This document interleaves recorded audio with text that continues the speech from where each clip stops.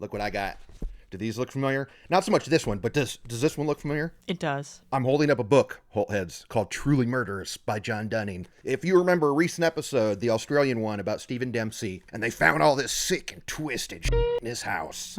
And two of them, they just showed two random books. These are the books that they held up. Truly dangerous. No, truly murderous. Yep. And madly murderous. Yep, truly, madly, deeply murderous is the third one. I don't have it yet. But here's what's hilarious. They're just compilations of articles he wrote for true crime magazines, or True Dicks, as he called them. Okay. So already they're not like riveting and horrific. It's just like news stories. But this guy wrote colorfully, like with a style to it. So it's not just like newsy, but it is not horrific whatsoever. It's not salacious. It's not like, I felt like, you know how Mom Money reads true crime? Mm-hmm. And I was like, you can read this first if you want, but I gotta warn you, it might be a little gross. And I got it. I was like, oh, she can handle this. Yeah. It's short stories about death. It's like every movie. Anyway, point is, those books are not salacious. Second point of the cold open. Do you know what today is, Kateline? Today is Wednesday, March 11th, 2026. Wrong! Okay. Do the math, dog. No. Well, even though it might be Wednesday, March 11th, for current Kurt and current Kate right now, this episode will not be dropping until Friday, March 13th. Okay. So today is Friday the 13th. I see what you're saying. Hit the theme. Attention shoppers. We've got to clean up on Aisle H. What the other wolves think? A true crime cleanup on Aisle H. Diabolical. Starting now. No, he's telling you that she's bats.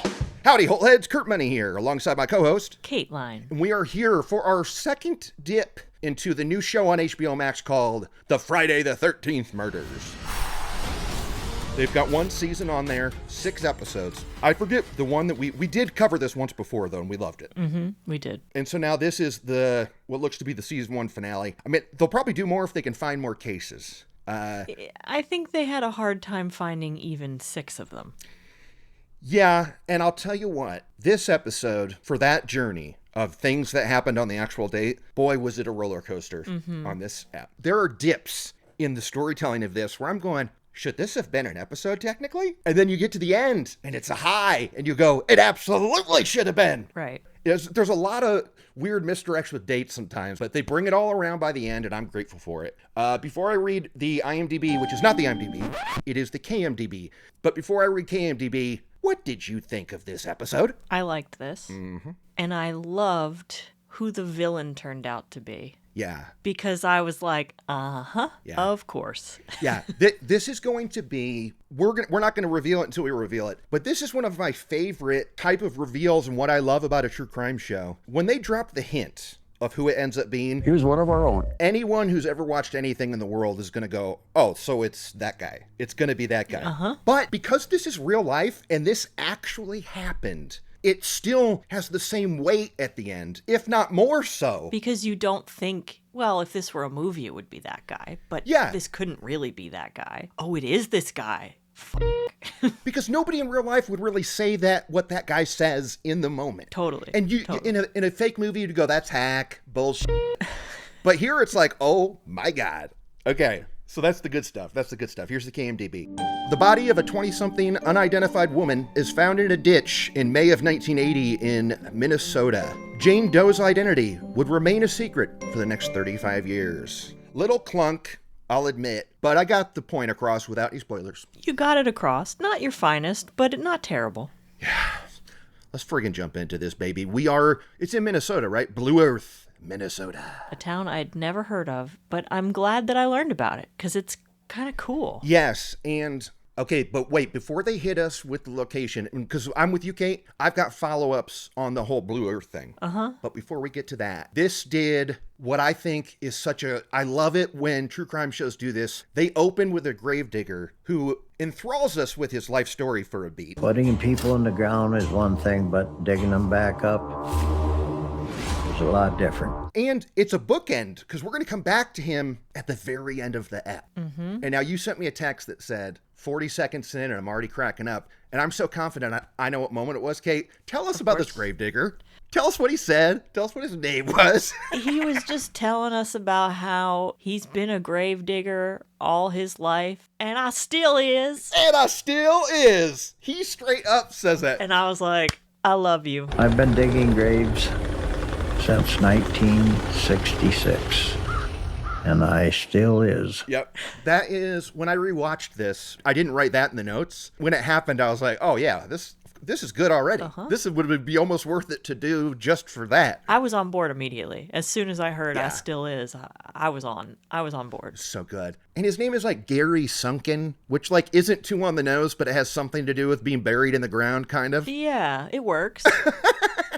So one, I'm cracking up because he said I still is. Two, I'm going, gravedigger since 1966. I am insanely jealous of that job security.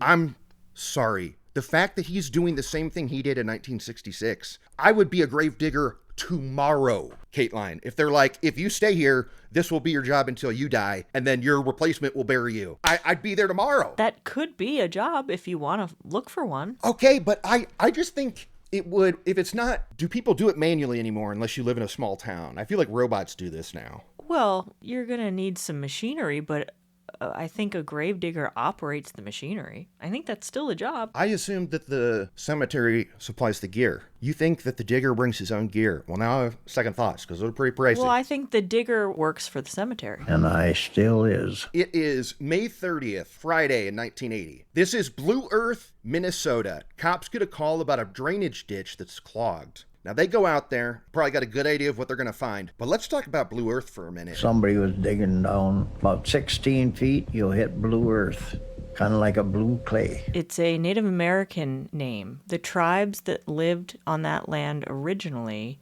dug up the land and saw that the soil, the ground, is actually blue tinted in some areas. I assume it's not covering the entire county, but they considered it Holy Land because of this blue earth, and they used the soil in their artwork and in their religious practices and their war paint, and the name just continued on, and I think it's awesome. It's really cool. Here's my beef, though. They talk about how you got to dig 16 feet down for this blue dirt, and they used to sell it because our boy, Mr. Sunken, says it was a keychain thing. Yeah. They even used to give away little bottles at the gas stations for souvenirs with blue earth in it, a keychain deal. But they don't show us a single picture or video of real blue earth. Why the hell not? They showed a tilt shift miniature fake looking thing. That was not a real picture of blue earth. Was it not? No, it looked like miniatures. Like, I thought that was fake. I don't think it was a drone photo. Maybe it was just one of those paintings that depicted what a photo would depict. I don't know. You wanted to see that blue earth in the ground. It doesn't have to be in the ground, dude. I'll see it in the keychain. That's why, like, I just want to see blue dirt. Show me blue dirt in this episode. Let's go. Wait, I'm going to Goog it right now. To the Goog. No, it's just a bunch of keychains with a globe on it. That's not what I want. Blue earth dirt. There we go. Nope. No. I got to have a word with Sunk. Sunk is sinking me right now. I couldn't find anything. No. So that would be my only concern with real photos, because everywhere else in this episode, I thought they brought it with the real photos of the crime scene. But all of them were blurred. Okay, they were blurred, but they were not Dateline blurred. I feel like it was less blur than we're used to. I thought it was a respectable amount. Okay. Do you not agree with that? Maybe. You could kind of tell what things were, which is what I ultimately want to do. I just don't want to see a blob. Mm-hmm. But there were a lot of cool photos where it's wide enough where you see like the attendant in the morgue wearing like, he's clearly from 1980 with all his shades of brown and his hair. Like, and I love signage. Yeah. It's all vintage looking. And later we're going to see the interior of a car with a bread bag in between the seats. And I'm just like, oh, this is it. You're painting a picture. Friday the 13th. You're painting a picture. Okay. Cops get a call. Something's clogging the drainage ditch. What's in there? A body. A friggin' body that they don't know is a female. Yeah, they couldn't even tell. Is it a man or is it a woman? They don't know. But eventually they discover it is a young woman. Yeah. And they ballpark it like 25, 30-ish. And they say that they might have gotten one single fingerprint, but bottom line is the water and stuff had washed away all the prints and things that you'd be able to look at in 1980. And they also pointed out that the fingernails had been ripped off. Every single one. Brutal. Brutal. The reason for no fingernails was that they'd been ripped off. I mean, that's torture. There was no identification or anything. So they call her Jane Doe, which, I mean, we were doing a Jane Doe. Precious Doe was literally last week, was it not? Or was it 2 weeks ago? Baby Jane Doe. Baby Jane Doe. She's looking good. She's looking good. And then they talked for a solid 5 minutes about, I feel like this episode was purposely made to honor something on both of our lists. We both have something that's talked about in this episode ad nauseum. And yours happens right here. I mean, they're saying words that are in your spiel. They are. That happens right here. First time, now we're seeing Friday the 13th talk. And I'm in heaven. We're seeing marquees because this is May 30th, but not 3 weeks earlier had the movie Friday the 13th come out. The film Friday the 13th had just come out on May 9th, 1980. What'd you think of these marquees? Did you know I was... You love a marquee. I love a marquee, dude. I love it. And it was also next to Don't Go in the House. And I watched that yesterday in honor of that as well. I've seen it. It's about like a killer who likes to set people on fire and stuff. Don't worry about it. Don't worry about it. Now you all know there are certain things I will not stand for. And one of them is lying! I was going to say, I bet you love marquees when they have multiple movies listed. Oh, of course. And I love, because then it's like, I like to think about the science that went into the double bill that they're presenting us right here. Mm-hmm. Like, what's the later show compared to the beginning and stuff? You're right, Kate. Absolutely. So I'm riding high right now. I'm like, holy shit. But then I'm like, wait a minute. They said May 30th. Mm-hmm. It was a Friday. And I'm letting them slide at this point because I'm going, okay, it was released in the same month and on the same day of the week as the original movie. I'm going to let it slide. Also, the movie would have still been in the theaters at the time of this murder because they found her body on the 30th, but she'd been there a while. So yeah, we have to think there's some overlap there. I too was a little sussed, yes, but I think it's legit. Yes. So this is one of the, if not the lowest point in that battle of what these episodes need.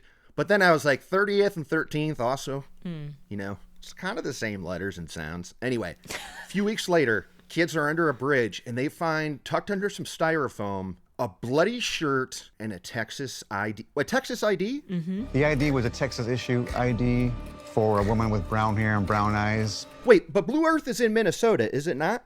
It is. Wow, that's weird. There was only 2 states that we talk about this whole episode. It's either Texas or Minnesota. Mm-hmm. But what's so interesting about this bloody shirt and this ID? The blood on this shirt is actually animal blood, not human blood. Yeah. And the ID is a fake, which I don't know that... I'm not sure how they determined that. Did they try to contact that person on the ID and discovered that they don't exist? How would they know that it's fake? Here's what I think they did. They called a Texas DMV and said, look up this identification number for this state-issued ID. And they were like, either that doesn't exist or that's for like a 50-year-old man who's bald or something. This is a crazy thing to happen. You're like a bloody shirt and an ID, and we have a Jane Doe, and we need to know who she is. Like, this sounds like, of course, this will be where we find it. But no, they're both wrong. It's a dead end. Whew. However, the show puts it like this actually got the cops to thinking maybe we should be considering this person as not being a resident of the surrounding areas. Maybe we need to look further outside of our county to see if anybody has a missing woman reported. Okay. I think it's hilarious that that's what made them consider this. I mean, there's only 4,000 people in this town. Right. Mm-hmm. And they knew no one was missing. So wouldn't they already be looking elsewhere? Why did it take finding this fake ID for them to be like, you know what? Yeah. They might not live here. Yeah, that might be the show. That might be the show. But here's the funny thing, show, you don't need it. It's already, you could just talk about this with no connection simply for the fake outs. Yeah. The fact that it was an ID and there was blood, this you can talk about. But you're right. I feel like, because when they talk about the day of Friday the 13th, it's also, I feel like the producers are like, now say this in your own words, but would you say that Friday the 13th is a scary day or whatever? Yeah. These guys aren't really thinking that. So anyway. No. Generally, you hear of Friday the 13th as a possible spooky day. You know, it's like a full moon. So it's June 1980. It's a month later. They don't have a damn thing. This is cool. We're talking to the right people, too. We're talking to the detectives that investigated it at the time and the detectives that take it over later. They're both on the show. And this guy, the OG guy, who's probably the oldest one on the show, right? I love this guy. Wasn't he great? I love this guy. I loved his teeth, lack thereof, his tiny little head. Tiny little head. I thought he looked Tiny small little at the head. desk as well. Oh, yeah. He's kind of... Just a little guy. Yeah, just a little dude. Like a little bit like Andy Griffith almost. Yeah, although Andy Griffith's a big guy. Wait, who am I thinking of? It's a big... Oh, you're thinking Don Knotts, perhaps. He Don is the Knotts. goofy sidekick. I see that. Yeah, I was thinking perhaps a Stephen Hawking that without the disability. What do you think? Yeah. Hey, he was on Epstein's Island. We're allowed to make fun of that. No, guy. that's why I'm going, ooh. Oh, okay. You remember Okay. when Stephen Hawking threw a party for time travelers, and since no one showed up, it proved that time travel was never invented? No. Well, that happened, but I think the time travelers knew he was a pedophile, so no one wanted to come back to the party. That's exactly what it had to be. They were in the future going, oh, we'd love to, dude, but we know where you would hang out. We've been reading your emails and stuff, dude. We know what you're up to. No. Okay, it's June 1980. This guy that we're talking to is in the office, and another state trooper comes in and he's like, hey, what's up? What's going on with that Jane Doe case? And the guy's telling the story where he's like, we got nothing. We got absolutely friggin' nothing. And this cop puts his hand on his shoulder and goes, hey, I'll make it easy for you. I did it.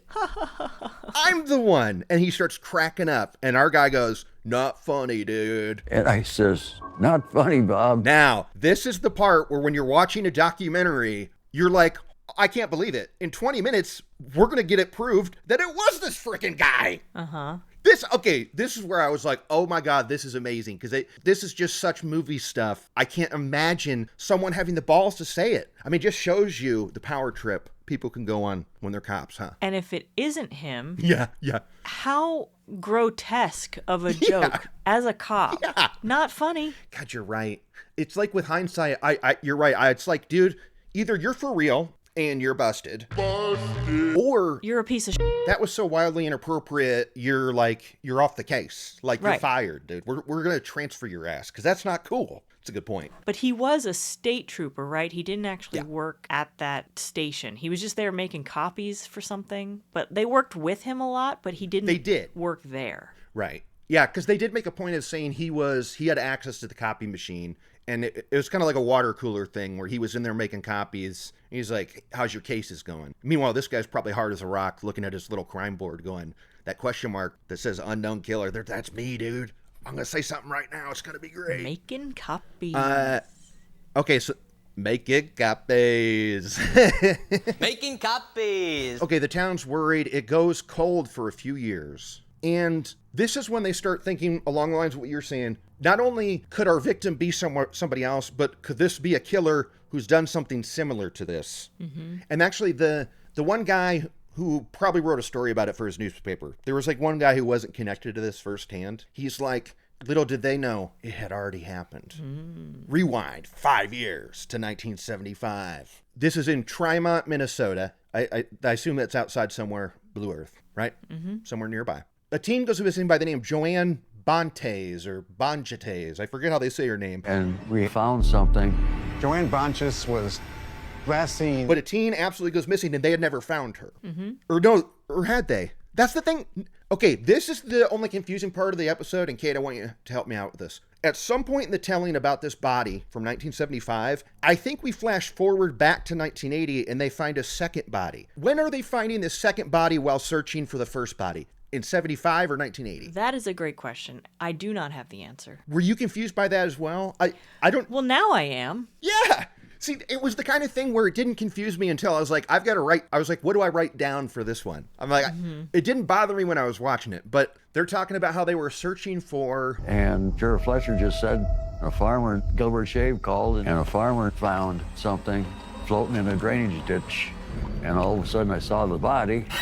Does that mean that they were really bad at looking, or that someone dropped the body as soon as they went to lunch? Yeah, I mean, I didn't think of it. It could just be that they're real bad at searching, right? Because we don't know what they were doing. We know they weren't doing it our favorite British way. Nope. You know, they weren't going in a line. They're probably just hooting around on their RVs or something. And you know, farmland is hard to see because you think, oh, it's flat, that's got to be easy. But each line of crops, things can be concealed.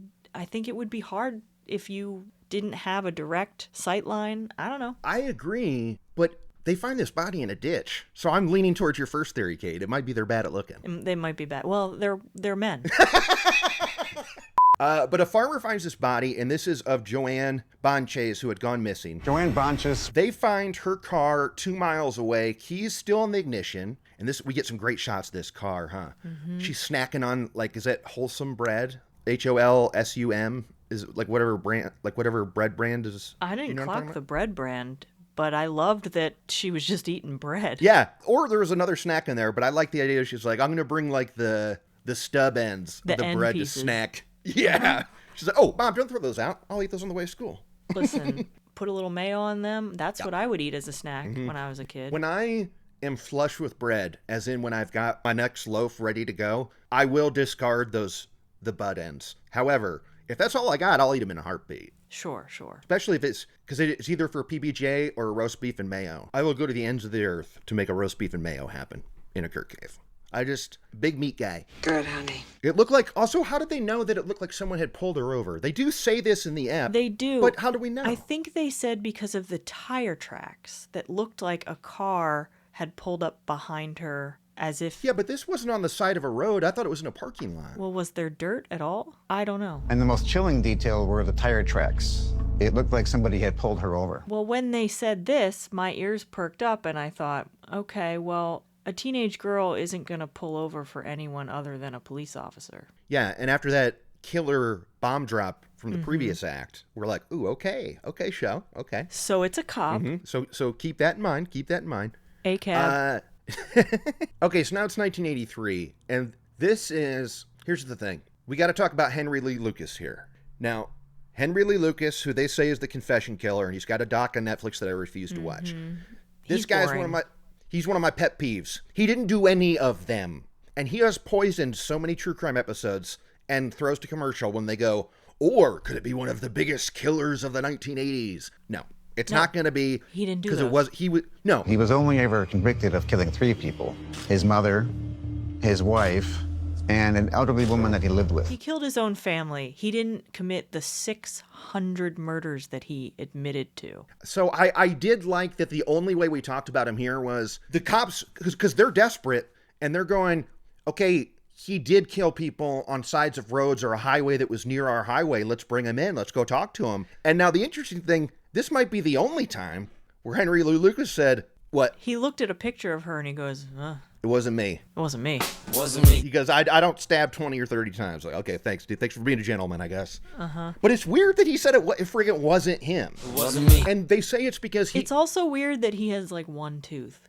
And one eye. I mean, this guy looks like a killer. This is a guy I'd avoid. One eye. But he's 5'2" or something. Yeah, you're right. He is tiny and weird looking. But I really do hate that guy. And it's funny because even in here, I mean, he's going to make my list later because of when he talks about it. But they're saying how he would look up stuff in the newspaper for killings. He was very good about researching cases and knowing all the publicly available information about the cases. I believe that. But where he got most of his info is he would be brought in to talk to cops where there was information about the case they wanted to know about on the walls in those rooms. Did you know that? Good job, guys. Good job. Yeah, don't bring him into the interrogation room. Bring him into where your desks are and where you're doing all of the actual investigating. Yeah, it was a lot of that where it was like he was a magician or like a psychics where they learn context clues when they talk to somebody. Mm-hmm. It's like he was doing that to these deputy dinguses. So anyway, they got well, it's not that guy. Let's get him out of here. He's weirding us out. He's got one eye and one tooth. Keep walking. Yeah. It is now February 1988. Detectives get a call from another precinct in Smith County, Texas. So now we're talking about Texas again, where that fake ID was for. And this is crazy. They've got some creepo pedophile that got busted messing with his kids. His own kids. Yeah. Ugh. And he's singing a song about how he killed somebody in Minnesota in 1980. Hey, Minnesota dudes, you might want to get down here and talk to him. They say his name, and our guys are like, well, that was familiar. It's Robert Nelson. Who's Robert Nelson, Kateline? That's the state trooper who said that he did the murder. Turns out he was the guy that asked me how we were coming on the case. Insane! Insane. And I absolutely loved the way that our little old guy reacted to it. I mean, they've got to bleep him. Son of a bitch, that told me he did this. You know? It was that guy. It's like, dude, I would be that pissed. I bet he's pissed and also feels really bad that this case could have been solved years earlier. Yeah. But he would never in a million years, no one in a million years would think that that guy was actually admitting it right there. Son of a bitch, that...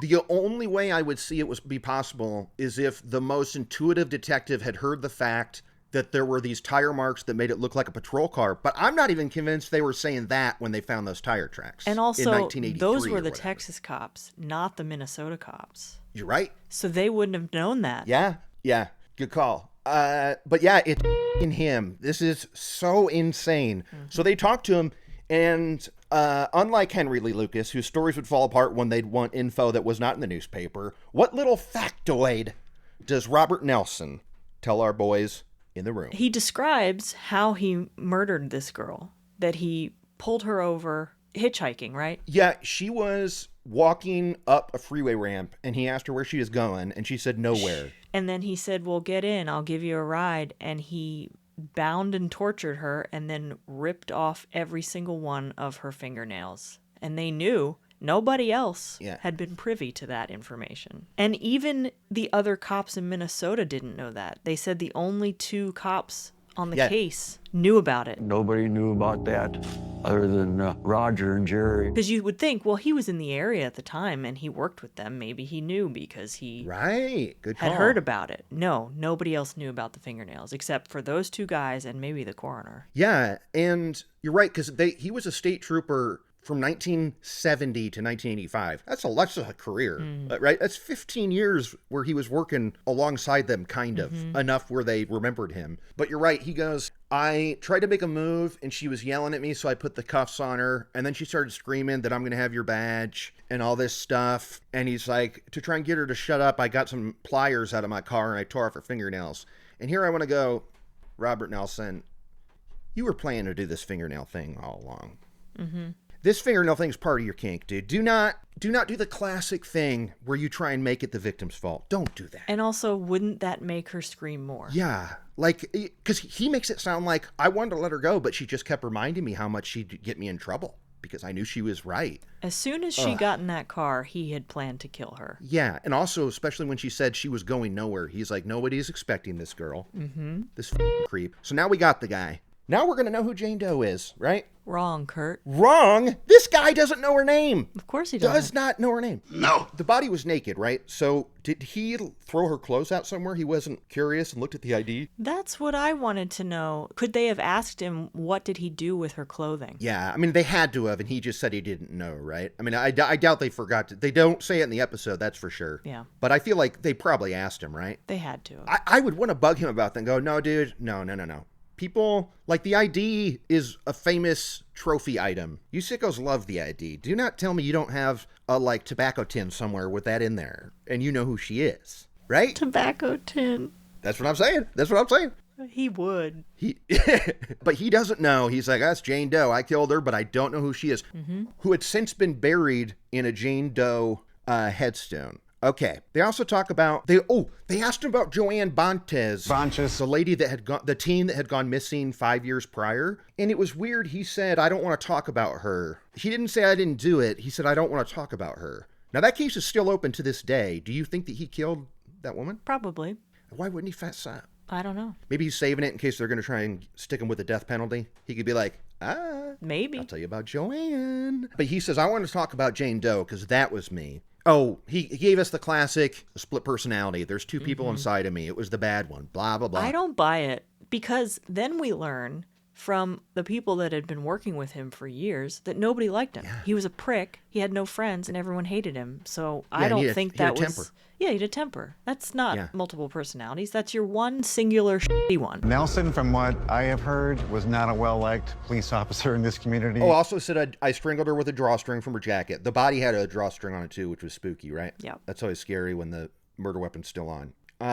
Fast forward 2002. There's a woman in Blue Earth, Minnesota. She's playing pool at a bar with her husband and their friend, who happens to be a cop with Minnesota police. And she's going, oh, tell me about what cold cases you got. And she's joking, like, this is what they talk about. And it made me think of, anytime I talk to McClure, I'm like, hit me with the dirty deets. Sure. Tell me about the bodies you're peeling off the floor and everything. I mean, this woman is essentially a true crime junkie who just wants a little taste. Yes. Absolutely. And as she's going to prove right now, she's not lazy. Okay. She's the one that runs with it, because the guy goes, fine. Did you know that in the cemetery, there's a woman that's called Jane Doe because we don't know who she is? And this concept of this floors this woman. She's disgusted and heartbroken. Like this, there's a person out there who nobody knows her story. And so she goes to not only the friggin' cemetery and looks at the headstone and stuff, she lobbies to get like the court records and stuff. And as she says, it was tough because I'm not a cop. I'm a friggin' civilian. She's just a woman on a mission. And we've seen this before with the moms on Facebook.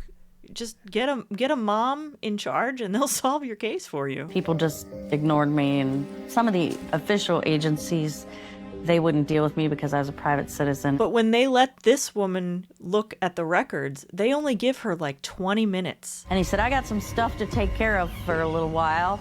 When I come back, you're done. And she takes pictures of each page as fast as she can. And she said she got like 95% of them. And he came back within 15, 20 minutes, and I had gotten 99% of it. I think that's smart. I love that she was like, from the jump, she's like, I'm getting records of every page I can. I feel like I'd be like trying to read fast or something. She's like, nope. She didn't even read them. Pick. Yeah, that's cool. Now, it's 2002 when she gets this info in the bar.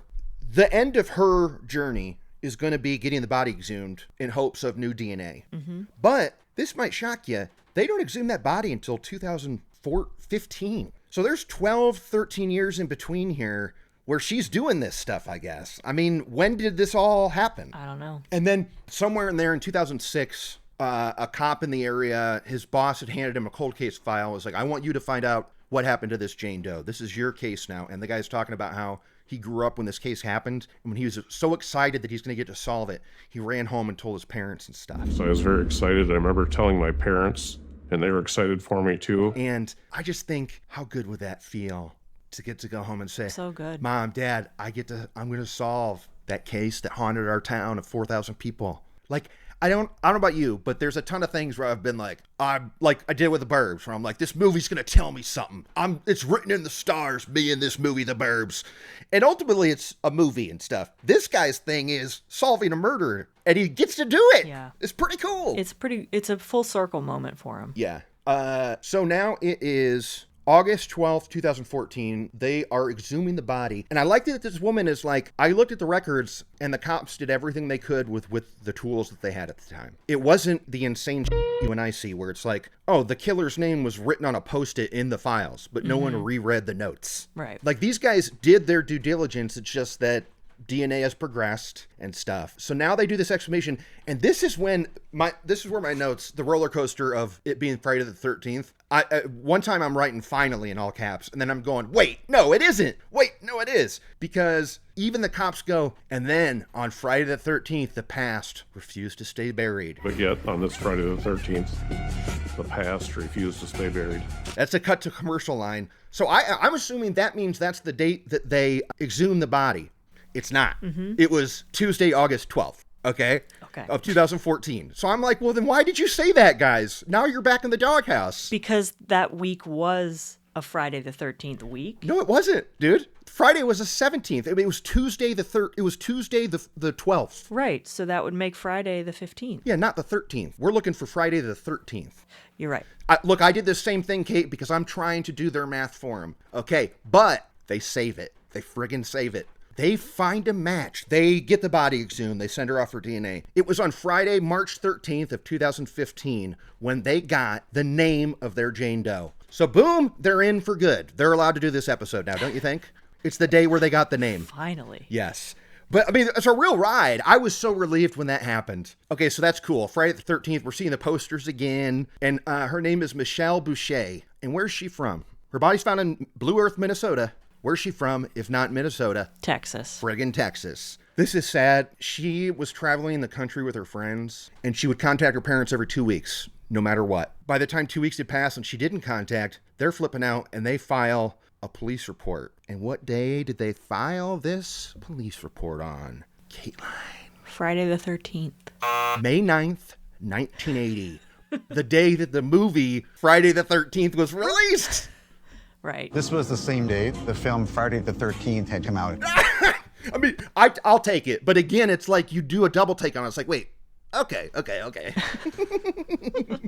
Boy, okay, whew. Yeah, he's a friggin' monster. He's in prison, I think, forever. He's old. We see a pic of him and stuff. He sucks. That guy. Oh, yeah. I think it's time for those lists. I know one that you have. Hit me. Kate's unnamed list. Kurt, this is a small town. It's the kind of town where things like this just don't happen and people don't lock their doors. They're saying it over and over again. As you can imagine, anytime a murder occurs in a small town, word spreads like wildfire. And after they found Jane Doe, they started locking their doors. In a small town like Blue Earth, murders like this don't happen. And I looked it up, and since 1980, the population of this town has actually gone down. Whoa! It's even smaller now. It's only like 3,000. Wow, interesting. We had a couple cars, but none were pertinent to solving the case. Yeah, even the one with the bread in it, I don't remember what kind of car it was. It didn't matter. They knew it was her car. Yeah. But that, you're right, that is such that is, to me, the most your list, perhaps. News travels fast in a small town. And it made me think that that's got to be another Lesty category, is the Most My List Award. The smallest small town. Yeah, where something happened in an episode that is just your list item to a T and the best example of it. Because that's for you in small town. And then is that it for your list? That's it this week. Kurt's Kick-Ass List. Kick-Ass list. Head on over to my list. This has got to be Most My List Award goes to movie mentions for Friday the 13th. I mean, they hit the date twice, kind of. One of them has to do with the release date of the movie, not Friday the 13th. But we're seeing marquees and print ads from the time. Kurt's in heaven. That's why I do this. That's why I do this. Right there. It's for those moments. That is absolutely on my friggin' list. And I remember seeing that movie. It was a great movie. Everyone loves a good horror movie. And then another part was with Henry Lee Lucas. He was saying it's like being a movie star. I'm playing the part. I'm being the worst serial killer in the whole world. It's like being a movie star. You're just playing the part. That's kind of my list because he's talking about movies. But it's also, I think, an emphasis on the wrong syllable because he says serial killer in the whole world. What do you think? Yeah. Serial killer. Make out that you're the worst serial killer in the history of the United States. So there you go. So that's my list. A pretty freaking satisfying episode of True Crime Television, wouldn't you say? It was. Okay, so we're gonna do. I'm gonna give him a little peek behind the curtain. We're recording 2 episodes next week because one of us has to travel. Who knows if it's for contract work for the government. Who knows what it's for, but it's happening. And one of those is going to be an FF because FFs are only 22 minutes. So I'm letting the people know that we're heading back to FF territory. The people aren't going to be mad. No, they can't be. They freaking can't be. Also, here's a little, what's the word? I wrote this down to make sure. I got to just say this every episode, Kate, because we've been trying to get the numbers to go up since day one and they haven't. So that's why I want to ask the Holt heads to please leave a 5-star review for us on iTunes. And you're like, 5 stars? Let me decide. No, because if it's 4 stars, don't leave it. Just the 5 stars, okay? This is all algorithm math, but it's got to be the top, and you've got to leave a written message. And I'm here offering, if you do leave us a 5-star message on iTunes, you get the opportunity to pick an episode of a true crime show for us to cover. Now, if you don't like that kind of pressure, it could be a topic, or it could be a show. Like, you guys have never done a Snapped. Can you do a Snapped for us? You could request that as well, okay? Or if you don't even like that kind of pressure, we can just give your name a shout out in an episode. But I'm trying to offer incentive for the Holt heads. Kate, how you feeling about this? We got to do what we got to do. Yeah, I mean, I didn't like saying all that, but I think that's a fun offer, don't you think? Sure. And speaking of Holthead picked episodes, this week I will be completing our next episode of Murder Mystery Recaps that was requested by Timmers. We're covering an episode of The Rockford Files. It's been recorded. It's a killer ep. I'm going to finish it this weekend, so that should be dropping by Monday. Holtheads, if you're not familiar with that, you can go to our YouTube at K-Money's Mind Grapes. It's another show where we talk about fictional murders, not real ones. And we do like a video version of it as well. So anyway, check that out. Leave the review. That's it. That's all I got, which is plenty. And on that note, I'm Kurt Money. I'm Kateline. And I still is.